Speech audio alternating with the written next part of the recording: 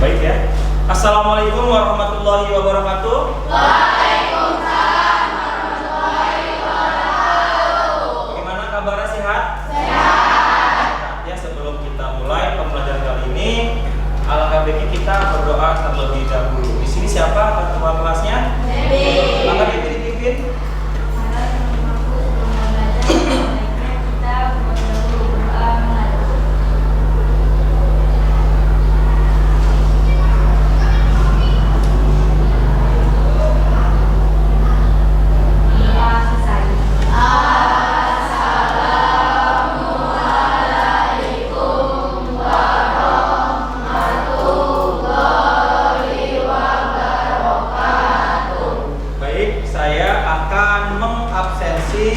Terlebih dahulu untuk kelas 8F.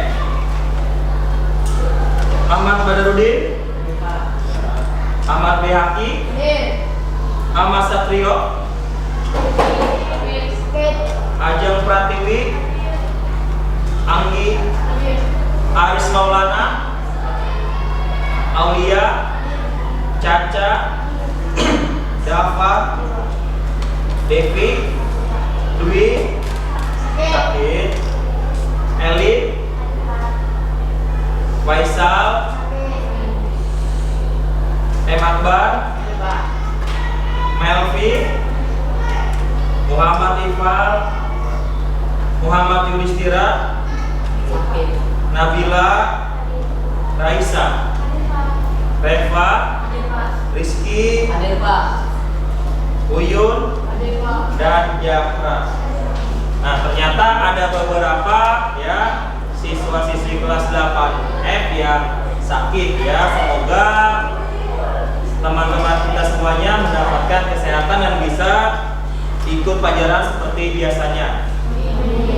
Nah, kalian masih ingat pelajaran yang sudah kita pelajari di pertemuan yang sudah kita lalui? Apa? Ya, tentang pengertian teks berita. Itu adalah materi pelajaran yang sudah kita lalui atau yang sudah kita pelajari, itu tentang teks berita. Ya, di sini masih ada yang ingat tentang pengertian teks berita? Dulu ada dua nih yang jawab, bagus sekali ya. Oke, Badarudin. Pengertian teks berita adalah teks yang berisi segala peristiwa yang terjadi di dunia.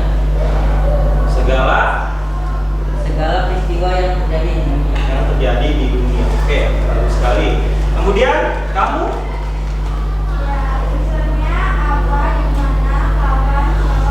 Oke ya. Pertama ada pengertian teks berita, lalu ada unsur-unsurnya yaitu 5W1. Yang pertama apa?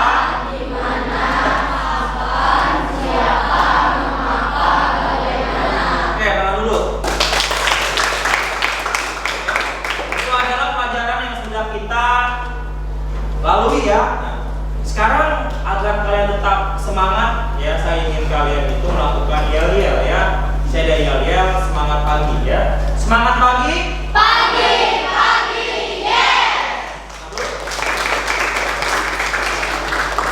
Kurang kompak sekali lagi. Semangat pagi.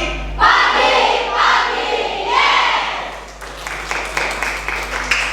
Nah, saya ya memiliki sebuah video motivasi karena kita harus melihatnya ya, harus melihat sebuah video motivasi tentang kejujuran. Nanti setelah saya menayangkan video motivasi ini, kalian bisa menyimpulkan dan kalian di sini bisa menyimpulkan apa yang harus kalian sampaikan ya. Tunggu saya akan menayangkan sebuah video motivasi.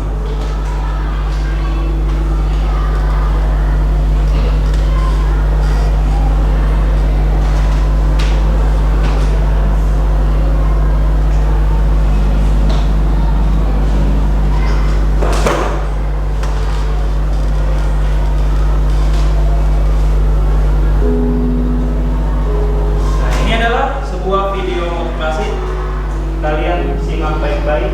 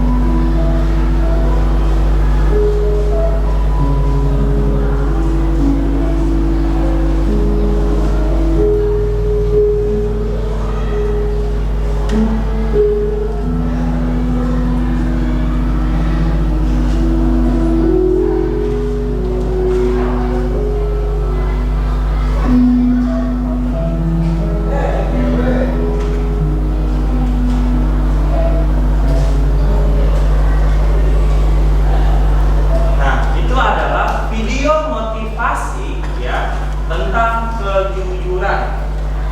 Di sini siapa yang bisa menyimpulkan dari tayangan video motivasi tersebut? Cuma tangan bisa? Ya? Jika kita salah, kita tidak boleh menyalahkan orang lain. Oke, bisa nanti. Tidak boleh menyalahkan orang lain. Bagus sekali. Kemudian ada lagi? Ya, Devi. Ketika membuat kesalahan, kita tidak boleh mengulangi kedua kalinya dan tidak boleh menyalahkan orang lain untuk menutupi kesalahan diri Nah, sendiri. bagus sekali teman-teman. Itu yang bisa kita ambil ya. Jika kita salah, kita tidak boleh menyalahkan orang Lain. dan kita harus ya berpikir bagaimana caranya kita tidak boleh mengulangi yang kedua kali. Di sini ada kan seperti itu? Ada ya, jangan ya. Kalau kita salah, kita mengaku salah dan kita berjanji kepada diri kita sendiri, kita tidak boleh mengulanginya lagi. Jelas? Jelas. Oke, terima kasih kalian sudah menyimpulkan. Nah, sekarang kita akan memasuki pelajaran mengenai teks eksplanasi. Ya. Teks eksplanasi. Oke. Di sini ada yang sudah tahu tentang teks eksplanasi? Belum? Oke, tidak apa-apa. Nanti saya akan bahas mengenai tentang teks eksplanasi. Nah, yang pertama ya, di sini ada kompetensi dasar. Yang pertama itu tentang menelaah teks eksplanasi berupa paparan kejadian suatu fenomena alam yang diperdengarkan atau dibaca, itu kompetensi dasarnya. Kemudian ada indikator capaian kompetensi. Yang pertama, menganalisis ciri-ciri teks eksplanasi. Yang kedua, menelaah struktur teks eksplanasi. Yang ketiga, menelaah kaidah kebahasaan teks eksplanasi. Itu kompetensi dasar dan indikator capaian kompetensi. Selanjutnya, di sini ada tujuan pembelajarannya. Nah, kita harus ada tujuan pembelajaran dalam pembelajaran hari ini. Yang pertama, melalui pembelajaran dengan pendekatan saintifik, TPACK, model pembelajaran progressive learning, dan metode diskusi, peserta didik dapat menganalisis ciri-ciri teks eksplanasi dengan benar. Itu yang pertama. Tujuan yang kedua, melalui pembelajaran dengan pendekatan saintifik, TPACK, model pembelajaran progressive learning, dan metode diskusi, kamu dapat menelaah struktur dan teks eksplanasi dengan benar. Itu yang kedua. Yang ketiga, melalui pembelajaran dengan pendekatan saintifik, TPACK, model pembelajaran progressive learning, dan metode diskusi, peserta didik dapat menelaah struktur eksplanasi dengan benar. Itu adalah tujuan pembelajarannya ya dalam pembelajaran teks eksplanasi kita hari ini. Nah, itu.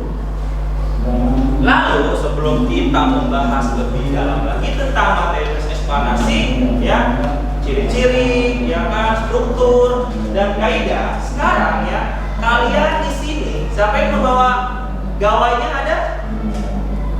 Ada yang mau gawai? Ada? Siapa yang mau gawai? Cuma tangan? Ya? Ada yang mau gawai? Silakan cuma tangan. Nah, kalau kalian membawa gawai, silakan kalian buka ya. Saya sudah share di grup ya, share di grup kelas ya, kelas 8F, atau kalian bisa scan juga ya, bisa melalui Google juga. Nah, sekarang ada yang namanya request ya. Silakan dibuka grupnya atau di scan melalui HP kalian, kemudian kalian kerjakan. Saya berikan waktu sekitar 5 menit. Oke, silakan mulai. Yang tidak bawa handphone tidak apa-apa, nanti kalian bisa mengerjakannya melalui kertas. 5 menit waktunya untuk mengerjakan. Silakan diisi namanya.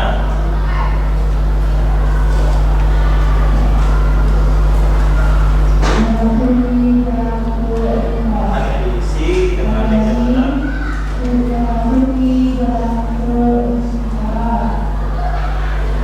Tinggal 2 menit lagi.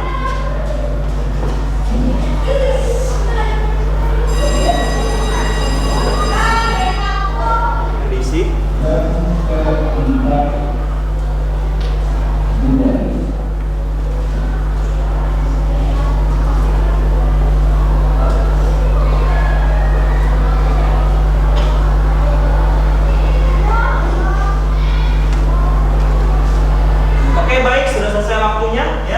silakan kalian tutup dan langsung kirim jawabannya. Ya, baik. Gimana, mudah? Mudah. Saya lihat dulu nilainya. Ya, dari sekian banyak anak-anak di siswa kelas 8 F ini, ternyata ada beberapa yang mendapatkan nilai 90, 60 dan 70 ya. Kita beri tepuk tangan dulu. Berapa sekali jawabannya kalian? Saya harap nanti kalian saat proses nilainya lebih besar lagi ya.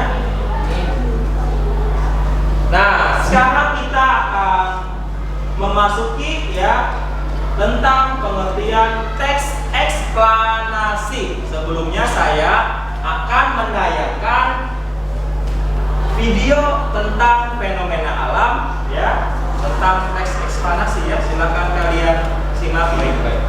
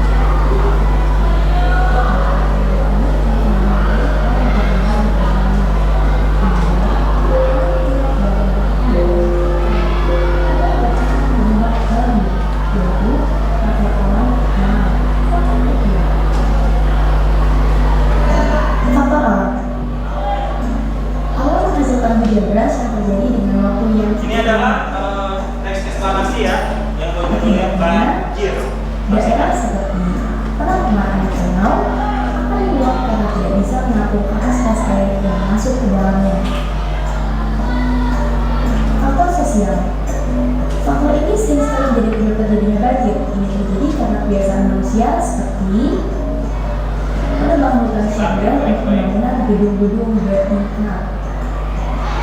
Selain itu, membuang sampah sembarangan juga mengakibatkan terjadinya bencana banjir.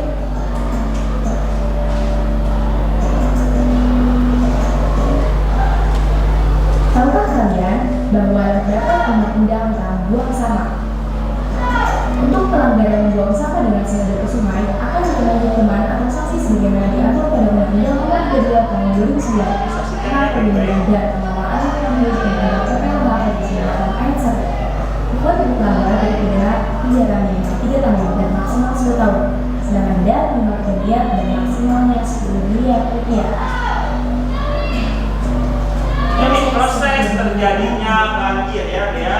Bermula dari entitas hujan yang cukup tinggi, disusul dengan pelibatan aliran air oleh sampah-sampah dan perkembangan hutan secara liar, sehingga mengakibatkan bencana banjir yang sangat merugikan. Kesimpulan, berdasarkan pemaparan tersebut, kita dapat menarik kesimpulan bahwa banjir tidak hanya terjadi karena faktor alam, tetapi masih ada faktor sosial di mana manusia menjadi pelakunya. Untuk itu, jangan hanya menyalahkan alam saja ya, tapi kita juga harus mengoreksi diri kita masing-masing yang menyebabkan bencana banjir. Oke, baiklah. Terima kasih. Semoga membantu kalian. Nah, itu adalah teks eksplanasi tentang penyebab banjir. Nah, dari video ini siapa yang ingin bertanya? Ya. Nah, pengertian dari teks eksplanasi tersebut. Nah, oke, akan saya jawab pertanyaan dari kamu. Ternyata ya, pengertian adalah di sini proses terjadinya sebuah banjir.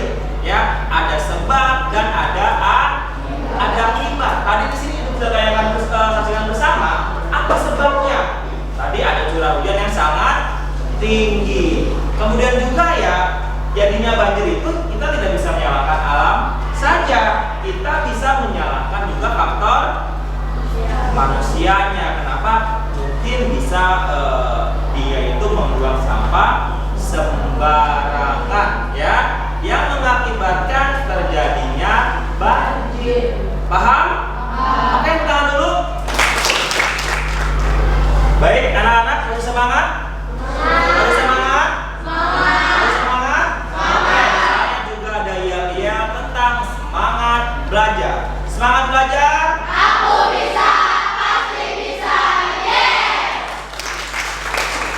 Nah, tadi kalian sudah menyaksikan tayangan tentang fenomena alam banjir, dan juga tadi Aulia sudah bertanya ya, bagaimana ya atau pengertian tentang teks eksplanasi tersebut. Tadi sudah saya jelaskan. Ya. Nah, sekarang kalian lihat ke depan, di sini ada tentang pengertian teks eksplanasi. Oke, siapa yang bisa membacakan? Nanti bacakan.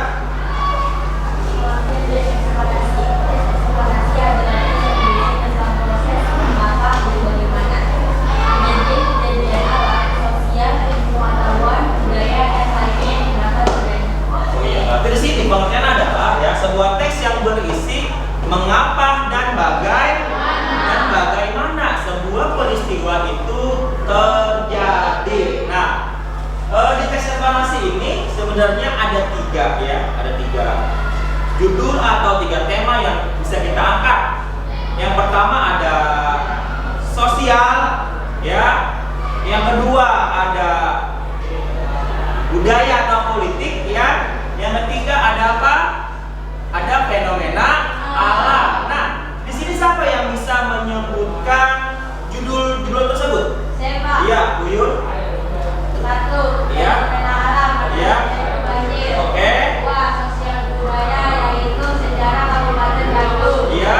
Tiga, politik yaitu kenaikan harga BBM. Oke, bagus, tepat sekali. Kita beri tepuk tangan. Nah, itu merupakan sebuah tema ya dan judul ya yang bisa dijadikan pembuatan sebuah teks eksplanasi. Yang pertama tadi fenomena alam, yaitu tentang banjir. Yang kedua sosial budaya apa? Sejarah Kabupaten. Ya, sejarah Kabupaten Bandung. Yang terakhir apa tadi? Politik. Politik. Apa itu judulnya? Kenaikan BBM. Kenaikan BBM. Pasti ada sebab dan ada akibat. Yang kedua juga sejarah Kabupaten Bandung, ada sebab dan ada Akibat. Nah, yang banjir juga sama, ada sebab, ada akibat. Bagaimana? Paham tentang pengertian sebuah teks eksplanasi? Bagus sekali. Kemudian, ya, selain pengertiannya di sini ada ciri-cirinya. Nah, ada 3 ciri-ciri teks eksplanasi. Yang pertama ada struktur yang terdiri dari pernyataan umum, urutan sebab, akibat. Ciri-cirinya. Nah, ciri utama ini ada sebab, akibat. Tadi sudah saya jelaskan mengapa terjadinya banjir. Mungkin adanya curah hujan yang sangat tinggi yang mengakibatkan banjir. Yang kedua, memuat informasi yang berdasarkan fakta. Jadi di sini adanya informasi bersifat fakta ya yang sudah teruji kebenarannya, tidak hoax ya, yang namanya fenomena itu tidak ada yang berita hoax ya, ini itu asli. Jelas? Oke. Yang ketiga faktual. Apa faktual itu? Nah, faktual itu berarti informasi bersifat ilmiah, artinya bersifat penelitian. Jadi yang namanya sebuah peristiwa itu pasti orang itu sudah melakukan sebuah penelitian, kenapa banjir ya kan? Kemudian juga kenapa terjadi gempa bumi, ada penelitian yang sudah dijelaskan kebenarannya ya. Jadi kalau nanti kalian ingin membuat eksplanasi, kamu itu harus adanya penelitian biar sebuah judul itu bersifat fakta. Paham? Oke. Kemudian selain ciri-ciri, ada yang struktur ya, ada yang namanya struktur teks eksplanasi. Apa yang struktur? Bagian-bagian dari teks eksplanasi. Ya, ada berapa? 3. Ada 3. Ada 3 struktur teks eksplanasi. 3 bagian. Yang pertama ada identifikasi fenomena ya. Yang kedua ada rangkaian kejadian. Yang ketiga ada ulasan atau komentar.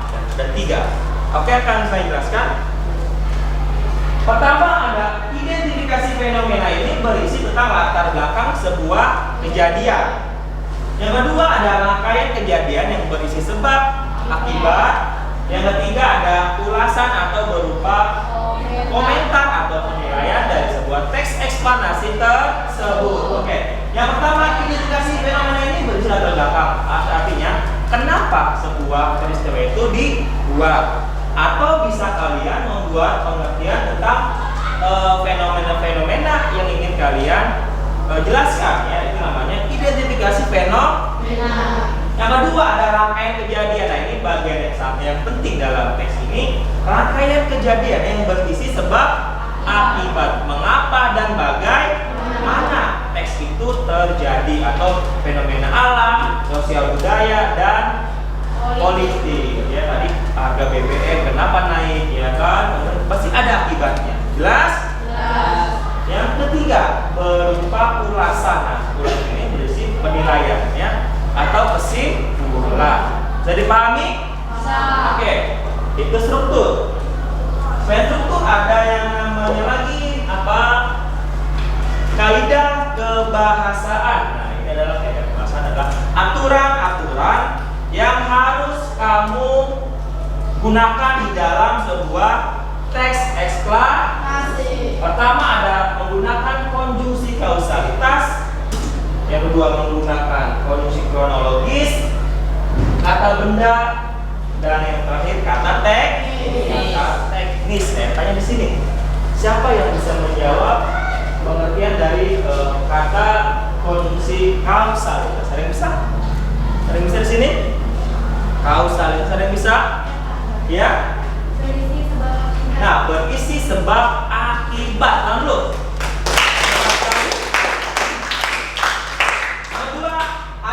konjungsi kronologis. Bisa lagi jawab? Coba apa? Berisi hubungan atau urutan waktu. Oke, tepat sekali.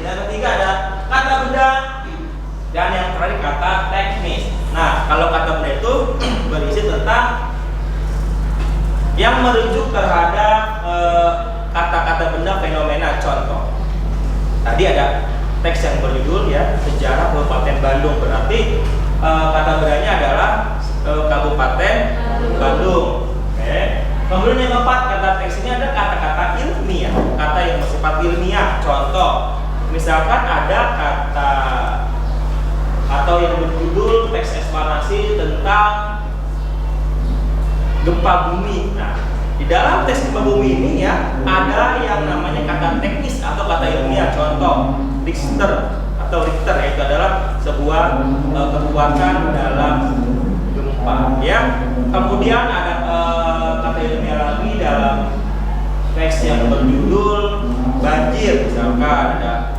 abrasi, gitu kan. Kemudian ada yang kalau teks eksplanasi yang berjudul hutan, bisa juga reboisasi. Itu adalah kata-kata teknis atau kata-kata ilmiah. Paham sampai sini? Paham? Oke. Setelah kalian melihat ciri-ciri, struktur, kemudian kaidah, ya, saya memiliki contoh teks eksplanasi yang berjudul Gempa Aceh. Ini adalah contoh teks eksplanasi yang berjudul Gempa Aceh. Setelah itu, ya, setelah kamu lihat, ya, teks yang berjudul Gempa Aceh itu, ya, kamu bisa melihatnya atau bisa menganalisis, ya, struktur dan kaidahnya. Kalian coba di sini saya beri waktu sekitar 15 menit, ya. Nanti saya akan bertanya kepada kalian, atau kalian yang sudah memiliki jawabannya, kalian boleh bertanya kepada saya, ya. Jadi pahami? Oke, silakan, saya beri waktu 15 menit.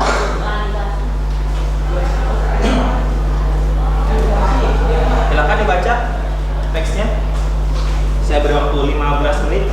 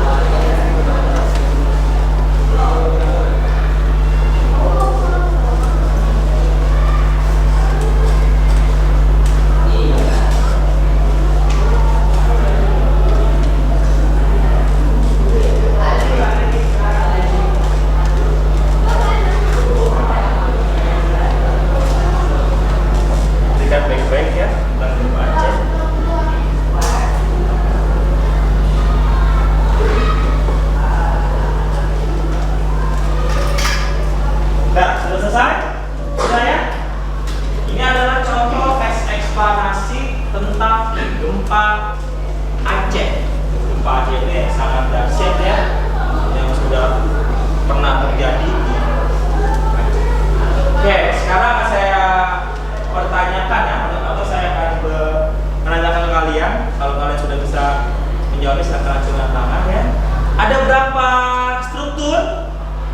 Ada 3. Yang pertama ada identifikasi fenomena, yang kedua ada sebab akibat, dan yang terakhir ada ulasan. Nah, saya ingin bertanya, siapa yang bisa menjawab tentang identifikasi fenomena? Siapa? Ya. Gempa dahsyat pernah terjadi di Aceh 26 Desember tahun 2004 pada pukul 5:58 waktu Indonesia Barat. Pusat gempa terletak di sebelah barat Aceh dengan kedalaman 10 km. Bencana ini merupakan gempa bumi terdahsyat dalam kurun waktu 40 tahun terakhir.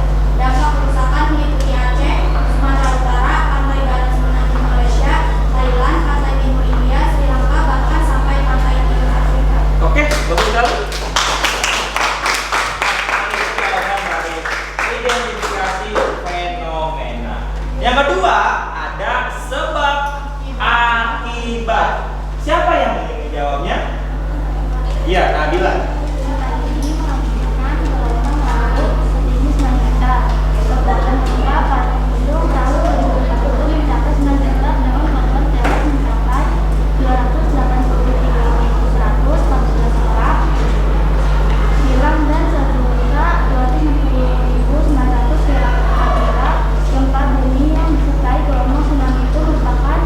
Bencana yang menyebabkan kematian terbesar sepanjang sejarah. Oke, bagus sekali. Sebab akibat ya. Oke, yang terakhir ada yang namanya itu ulasan. Ada yang bisa menjawab ulasan? Iya. Gempa bumi dan tsunami Aceh yang juga menghantam Thailand. Selain menempati posisi gempa berkekuatan terbesar kedua setelah gempa Juli 1960 yang mencapai 9,5 skala Richter, gempa Aceh menempati tingkat pertama sebagai gempa dengan waktu atau durasi penyesaran yang paling lama, yaitu sekitar 10 menit. Gempa ini cukup besar untuk membuat seluruh bola bumi ikut bergetar. Oke, bagus sekali. Itu pengertian dari ulasan ya. Oke. Sekarang ya, saya ingin bertanya ke kalian tentang kaidah kebahasaan. Ada 4 ya.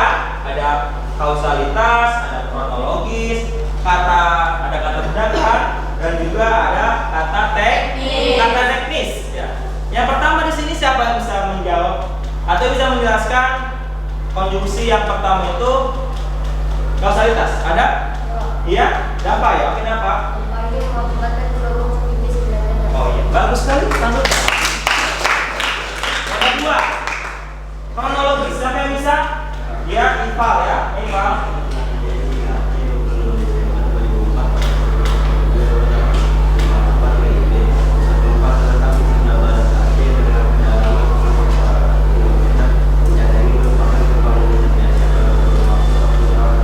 Oke, bagus sekali.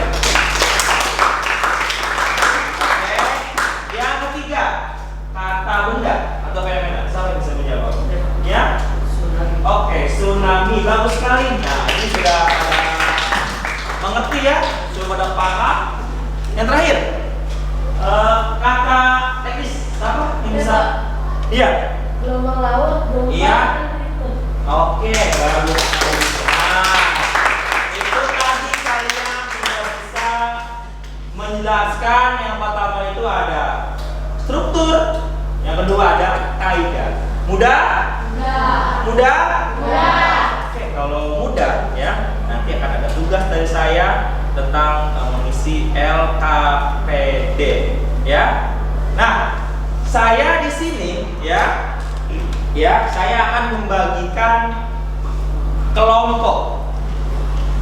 Nanti saya ada kurang lebih 9 kelompok ya. Nanti 9 kelompok akan saya atur ya, namanya siapa, kemudian kalian nanti di mana duduknya gitu ya. Setelah itu kalian bekerja sama untuk mengerjakan tugas kalian berupa LKPD ya. LKPD nanti kalian akan mengisi ya struktur dan kaidah kebahasaan. Nah, di sini saya sudah membagi kelompok, ada kelompok 1, 2, ya, 3, 4, 5, 6, 7, 8, dan 9 ya. Ada 9 kelompok. Nanti kalian akan bekerja sama. Anak-anak, saya akan membagikan LKPD ini ya berdasarkan kelompok kalian masing-masing. Nah, sekarang silakan kalian membentuk kelompok yang sesuai dengan yang saya berikan ya. Ayo silakan. Yang ininya.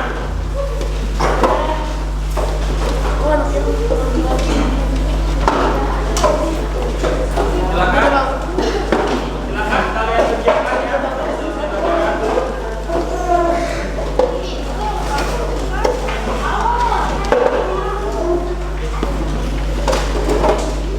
Silakan kalian satu kelompok masing-masing.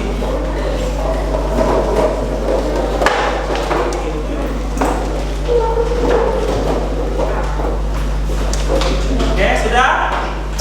Sudah ya? Sudah? Oke. Kelompok 1 silakan kerjakan ya. Silakan kerjakan di sini ya. Kelompok 2 silakan kerjakan. Kelompok 3 mana? Silakan kerjakan. Kelompok 4 ya, silakan kerjakan. Kelompok 5. Oke, kelompok 5 silakan kerjakan ya. Kelompok 6. Oke, silakan kerjakan kelompok 6 ya, kerjakan. Kelompok 7 silakan kerjakan. Kelompok 8 silakan dikerjakan. 9 silakan kerjakan ya. Nah, kalau sudah ya kalian simak baik-baik. Di situ ada soal yang pertama tentang menganalisis ya. Yang kedua tentang mengidentifikasi atau kaidah kebahasaan dalam teks eksplanasi. Ingat, kalian mengerjakannya boleh menggunakan buku referensi kalian ya. Silakan, atau kalian bisa membuka pelajaran kalian yang sudah kalian tuliskan ya. Saya beri waktu 20 menit ya. Silakan kerjasama. Ingat, dalam mengerjakan kalian harus menggunakan tulisannya ya yang berdasarkan EYT. Ya, dulu. Kalau tidak paham silakan kalian boleh bertanya.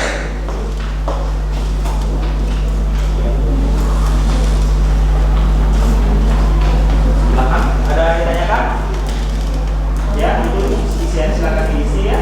Silakan kalian boleh bekerja sama. Ya. Tulisnya kalian di sini ya, tulis.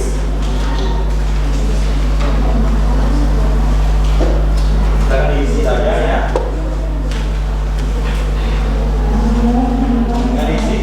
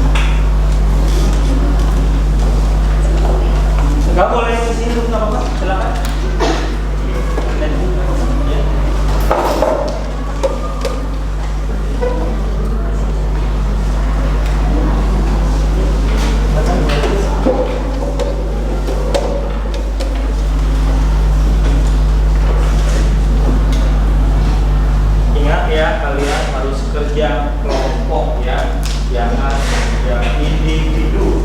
Nanti saya akan menilai kalian secara individu dan kelompok.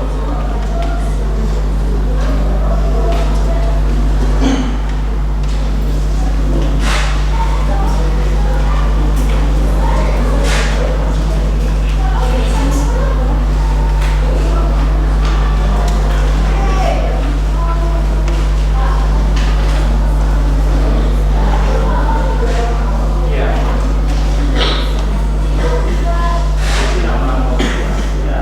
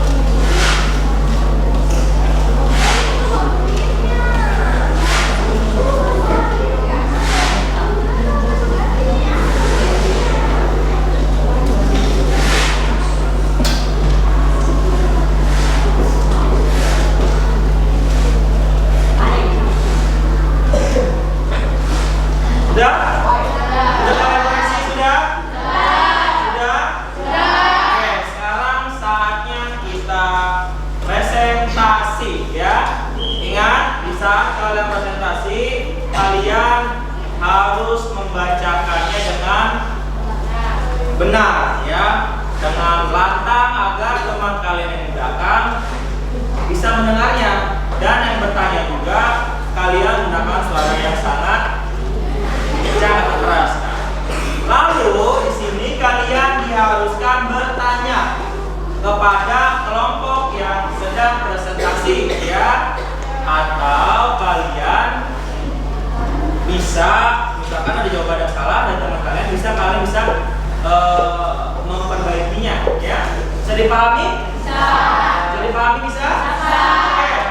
Sekarang saya ingin kalian semangat belajar dulu agar kalian semangat dalam melakukan belajar ya. Bisa kalian presentasi. Semangat belajar.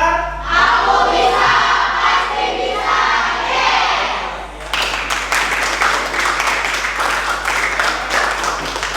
Sekali lagi, semangat belajar.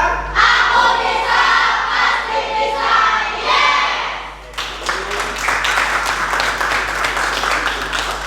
Nah, sekarang saya ingin kelompok 1. Mana kelompok 1? Nah, silakan. Silakan kalian untuk melakukan kegiatan presentasi ya. Assalamualaikum warahmatullahi wabarakatuh. Kami dari kelompok 1 ingin mempresentasikan hasil jawaban LKPD kami. Sebelumnya perkenalkan, nama saya Uyun Kulwatul Uyun. Perkenalkan, nama saya Rizky Apanal Hafiz. Silakan, nama saya Uyun Sudiana. Identifikasi fenomena. Mendengar kata banjir memang sudah tidak asing lagi terdengar di telinga kita. Banjir adalah fenomena alam yang bersumber dari curah hujan dengan intensitas tinggi dan durasi lama pada daerah aliran sungai (DAS). Banjir dapat terjadi karena alam dan tindakan manusia. Penyebab alami banjir adalah erosi dan sedimentasi, curah hujan, pengaruh fisiografi, geofisik sungai, kapasitas sungai, drainase lahan, dan pengaruh air pasang. Penyebab banjir karena tindakan manusia adalah perubahan tata guna lahan, pembuangan sampah, kawasan padat penduduk di sepanjang sungai, dan kerusakan bangunan pengendali banjir. Proses kejadian sebagai akibat perubahan tata guna lahan terjadi erosi sehingga sedimentasi masuk ke sungai dan daya tampung sungai menjadi berkurang. Hujan yang jatuh ke tanah airnya akan menjadi aliran permukaan atau runoff di atas lahan yang sebagai meresap ke dalam tanah, yang tentunya bergantung pada kondisi tanahnya. Ketika suatu kawasan hujan berubah menjadi permukiman, hutan yang bisa menahan aliran permukaan cukup besar diganti menjadi akibatnya ada aliran permukaan tanah menuju sungai, dan lahan ini perubahan tata guna lahan merupakan penyebab utama banjir dibandingkan dengan yang lain. 3. Ulasan. Banjir memang telah menjadi salah satu bencana yang menyebabkan kerusakan besar bagi manusia. Kerusakan terbesar terjadi saat banjir tersebut terjadi di permukiman penduduk, sehingga menyeret dan merusak apa saja yang dilaluinya. Oleh sebab itu, kita harus selalu waspada dan mempersiapkan diri menghadapi bencana ini. 1. Banjir dapat terjadi karena alam dan tindakan manusia. 2. Meski akibat perubahan tata guna lahan terjadi erosi sehingga sedimentasi masuk ke sungai dan daya tampung sungai menjadi berkurang. 3. Perubahan tata guna lahan merupakan penyebab utama banjir dibandingkan dengan yang lainnya. 4. Perubahan tata di DAS membuat sungai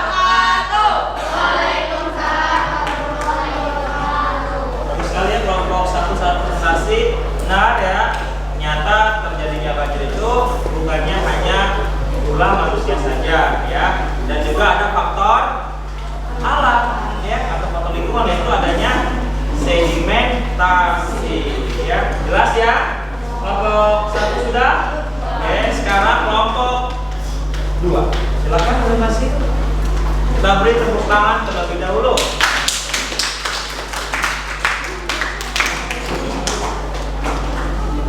Silakan kalian nanti simak baik-baik lalu bertanya.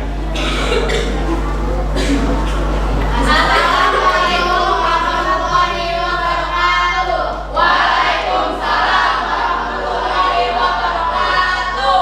Kami dari kelompok 2 sebelumnya perkenalkan nama saya Ahmad Bayhaqi. Nama saya Raisa Kamelia Putri. Dalam beberapa menit ke depan kami akan mempresentasikan hasil jawaban kami tentang analisis struktur dan kaidah kebahasaan dari teks eksplanasi yang berjudul banjir. 1. Analisis struktur.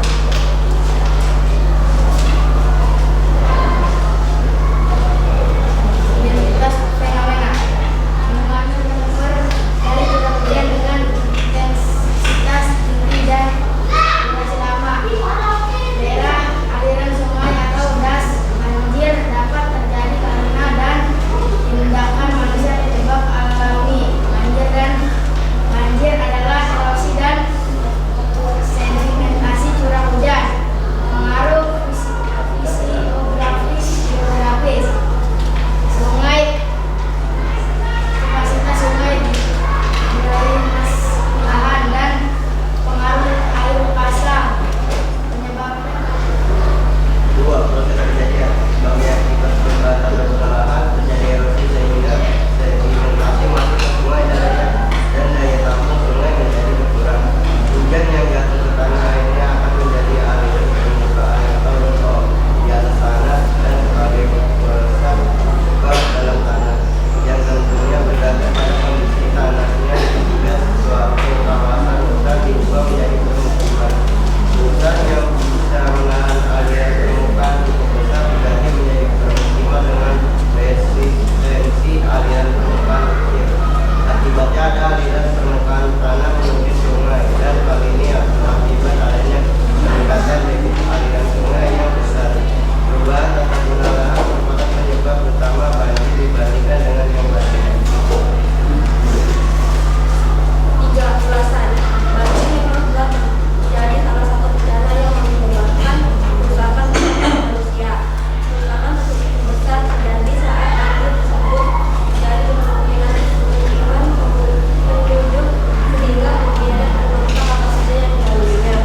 Oleh sebab itu, kita harus selalu waspada dan mempersiapkan diri menghadapi kejadian. 2. Analisis kaidah kebahasaan. Konjungsi kausalitas sebab akibat.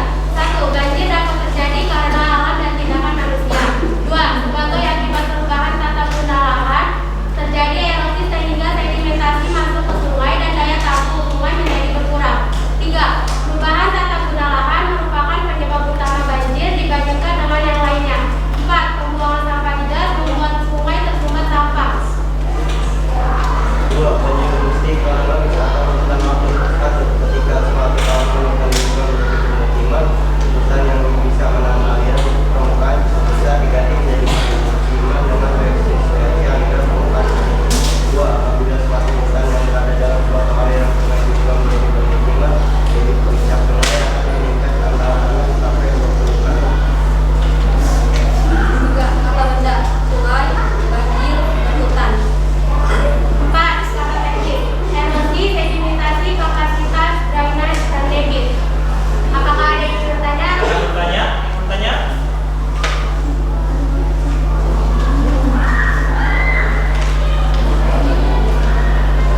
Bukan? Ada yang bertanya? Oke, kalau tidak ada yang bertanya, mungkin saya ingin bertanya ya. Oke, coba kalian ya jelaskan sebab akibatnya banjir. Hujan yang jatuh akan menjadi aliran pemukiman untuk di atas tanah dan sebagian besar dalam tanah yang lainnya bergantung pada kondisi tanah. 3. Suatu kawasan hutan diubah menjadi permukiman, maka bisa menahan aliran pemukiman cukup besar diganti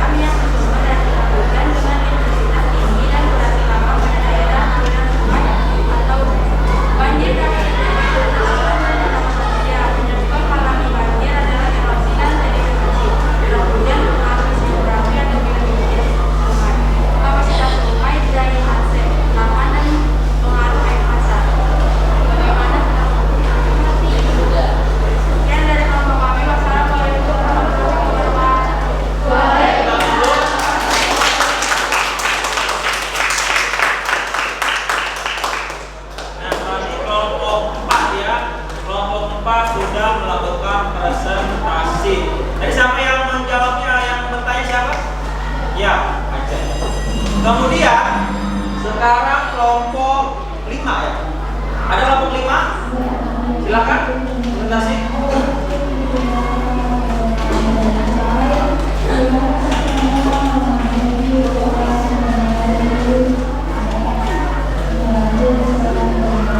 Oke, silakan ya. Yang lain simak baik-baik.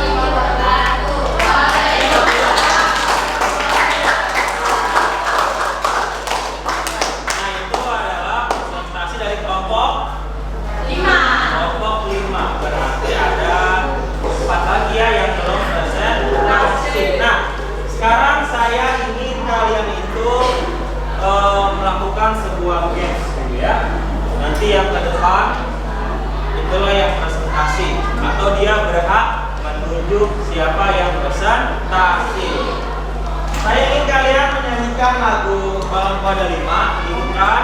Setelah itu kalian kalau sudah dan misalkan dia yang akan presentasi atau dia yang berhak untuk menunjuk presentasi kelompok yang dia jelas.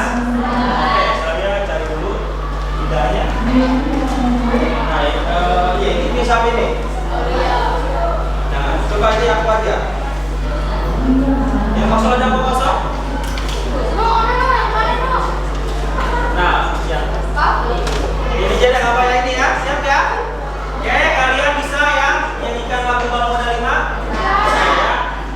1, 2, 3.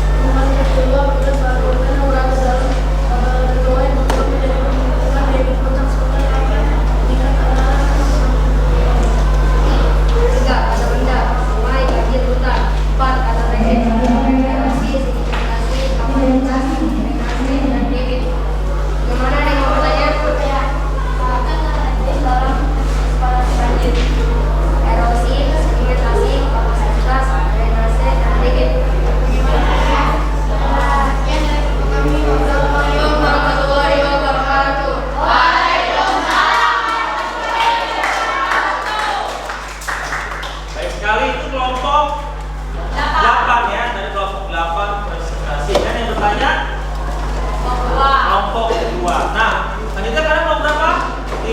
Tinggal 2 kelompok ya, kelompok 9 dan kelompok 7. Nah ya, nanti akan saya pilih siapakah di antara 2 kelompok ini yang akan presentasi ya. Kelompok berapa ini tadi? 9 dan kelompok 7 yang belum presentasi. Coba Akbar dan Ajeng ke depan. Kamu belum presentasikan 2 ini? Oke, silakan. Silakan. Jom ada di depan. Nah, ini adalah lihat depan. Ini adalah perwakilan dari kelompok 9 dan kelompok 7. Gimana? Sasi nggak? Ya,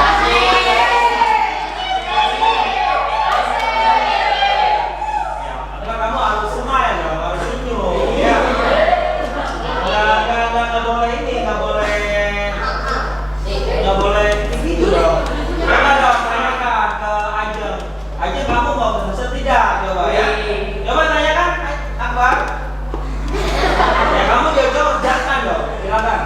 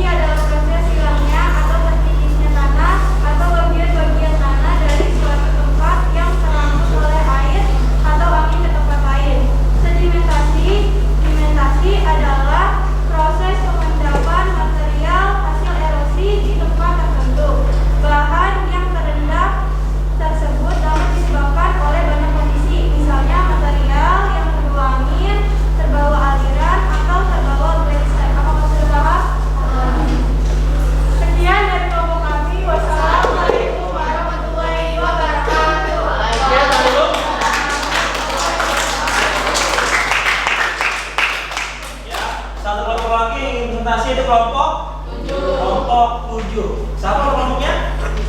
Akbar. Oke, kita beri tepuk tangan untuk Akbar. Kalian di sini simak baik-baik ya. Hasil presentasi dari Akbar. Kemudian kalian boleh menyimaknya dan boleh bertanya. Silakan. Assalamualaikum warahmatullahi wabarakatuh. Waalaikumsalam warahmatullahi wabarakatuh. Perkenalkan, kami dari kelompok 7 ingin mempresentasikan hasil kerja kelompok kami. Sebelumnya perkenalkan nama saya Makal Awalil.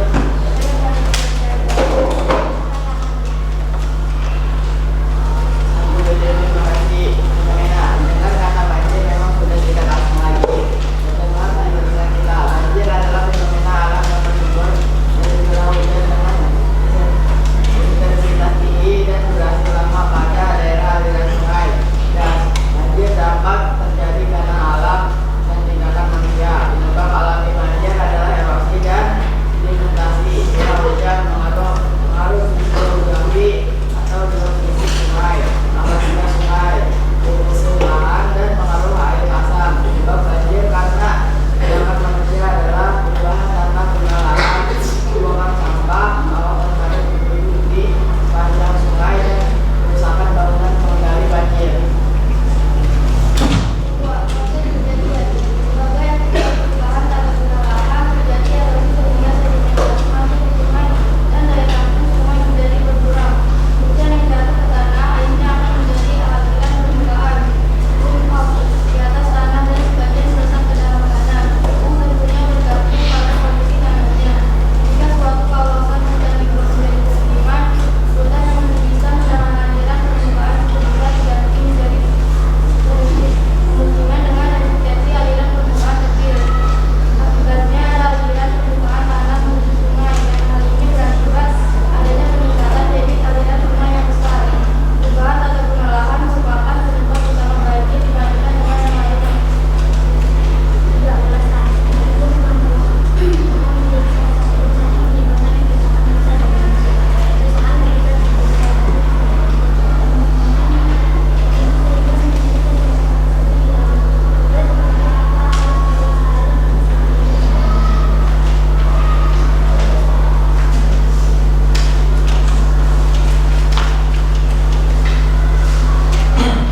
Satu, kondisi kualitas sebab akibat. Satu, banjir dapat terjadi karena alam dan tindakan manusia. Dua, sebagai akibat perubahan tata guna lahan terjadi erosi sehingga sedimentasi masuk ke sungai dan daya tampung sungai menjadi berkurang.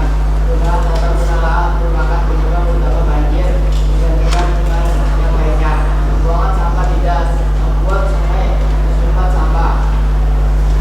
Konsumsi kronologis urutan waktu. Satu, ketika suatu kawasan sungai sudah menjadi pemukiman, hutan yang bisa menahan aliran permukaan cukup besar diganti menjadi pemukiman dengan resistensi aliran permukaan kecil. Dua, apabila suatu hutan yang berada dalam suatu aliran sungai sudah menjadi pemukiman, debit puncak sungai akan meningkat antara 6 sampai 20 kali. Tiga, kategori risiko banjir ibutan. Kategori erosi sedimentasi, kapasitas drainase Ada yang bertanya? Silakan ya bertanya. Bukan kunci dalam mana sih? Jika suatu kawasan hutan dibuat menjadi permukiman, hutan yang bisa menahan aliran permukaan cukup besar diganti menjadi permukiman dengan resistensi aliran permukaan kecil. Paham? Sekian dari kami. Wassalamualaikum warahmatullahi wabarakatuh.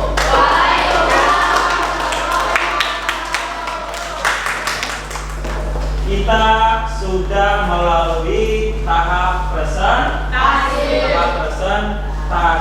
ya. Nah, sekarang silakan ketua kelompoknya mengumpulkan LKPD ke saya. Kelompok satu mana?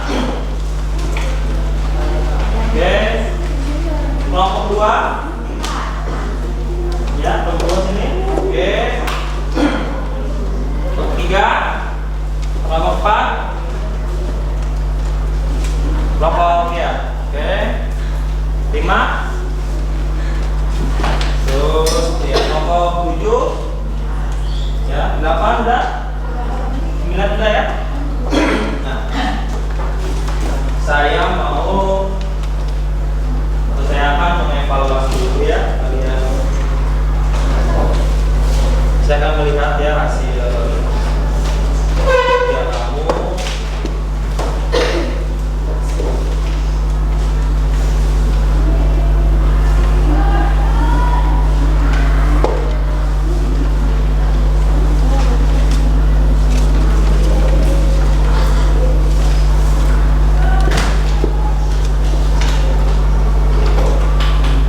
Nah, baik semuanya ya. Kelompok 1 sampai dengan kelompok 9 ya. Hasilnya sudah bagus semuanya. Nah, dulu. Nah.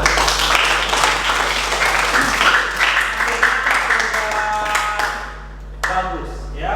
Dan juga yang presentasi ya pertanyaannya baik dan benar ya tentang kronologis dan kausalitas juga ya. Jawabannya sangat betul ya. Dan juga ya di saat kalian presentasi kalian harus melafalkan dengan jelas ya. Huruf vokal ada A, I, U, E dan O. Nah, itu harus jelas juga ya kalian dalam melafalkannya. Terkait nilai ya sudah saya nilainya ya mendekati sempurna. Kelas 8 kita udah tepuk tangan lagi.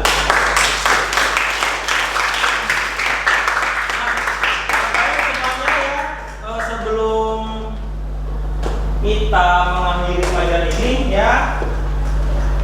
Saya ada post test. Tadi ada pretest di awal pembelajaran. Sekarang ada post test ya. Nah, silakan kalian gunakan gawainya, silakan. Nah, kemudian saya sudah share untuk soal post test.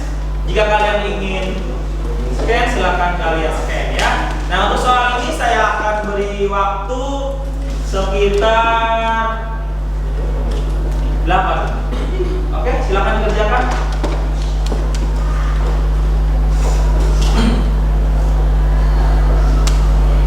Akan dikerjakan. Ya, silakan kerjakan.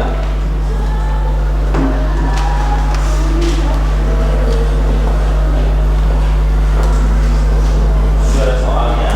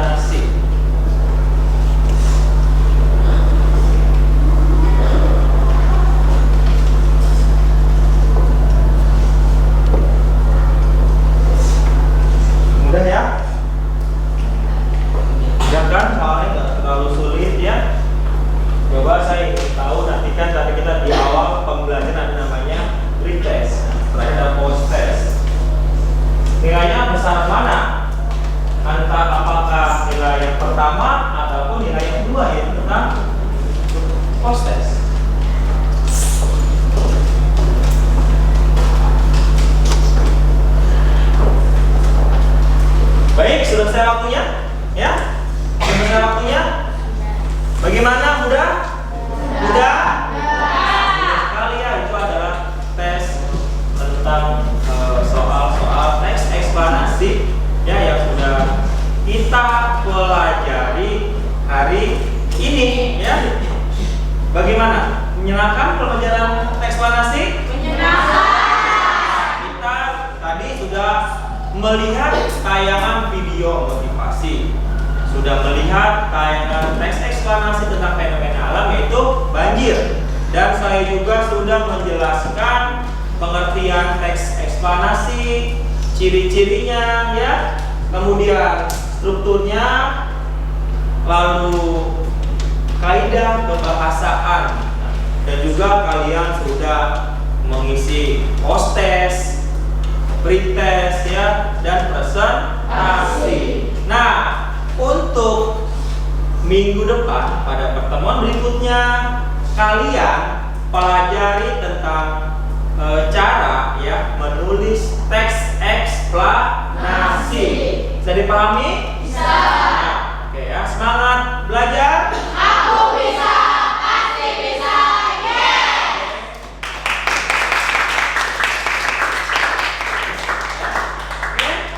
Sekarang kita sudah tiba saatnya ya akan menutup pelajaran kita hari ini.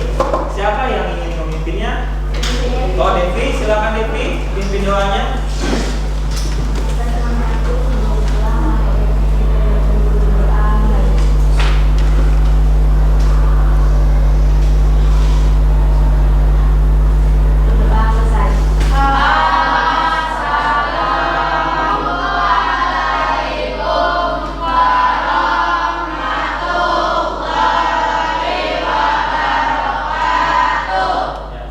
Wassalamualaikum warahmatullahi wabarakatuh.